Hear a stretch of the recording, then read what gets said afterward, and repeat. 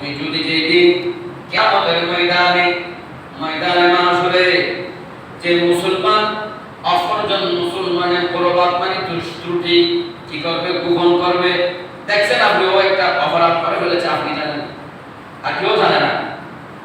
এই বিষয় অন্যায় গুনাহের কাজ কোন কারণে করে ফেলেছে আপনি জানেন আর কেউ জানে না, ওই মুসলমান ভাইয়ের ইজ্জত রক্ষার্থে যদি আপনি ওই বিষয়টা ওই অপরাধটা গোপন রাখেন, কাল ময়দানে মাহশরে আমার আল্লাহ আপনার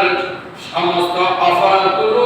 সমস্ত গুনাহগুলো গোপন রাখবে। জোরে বলি সুবহানাল্লাহ। আপনি যদি যে কোন মুসলমান ভাইয়ের অপরাধ কি করেন, লুকায় রাখেন, তাকে লজ্জা না দেন, মানুষজনের সম্মুখে ছোট না করেন, হ্যাঁ, তাহলে আল্লাহ আপনাকে ময়দানে মাহশরে কি করবে না, লজ্জিত করবে। দেখেন একজন মুসলমান অপরজন মুসলমানের কতটুকু দায়িত্ববোধ থাকা দরকার, অথচ আমরা পারি না যে মানুষকে কি করতে, শুধু লজ্জা দিতে, শুধু ছোট করতে, শুধু তাকে ক্ষতিগ্রস্ত করতে, সামাজিকভাবে, পারিবারিকভাবে, রাষ্ট্রীয়ভাবে তাকে ক্ষতিগ্রস্ত করতে, লাঞ্ছিত করতে আমরা উদ্যত, অথচ আমার নবত রাসূল কি বলেছেন, যদি আপনি কোন মুসলমানের ইজ্জত, আবরু, হক, তা সম্মান যদি আপনি অটুট রাখেন,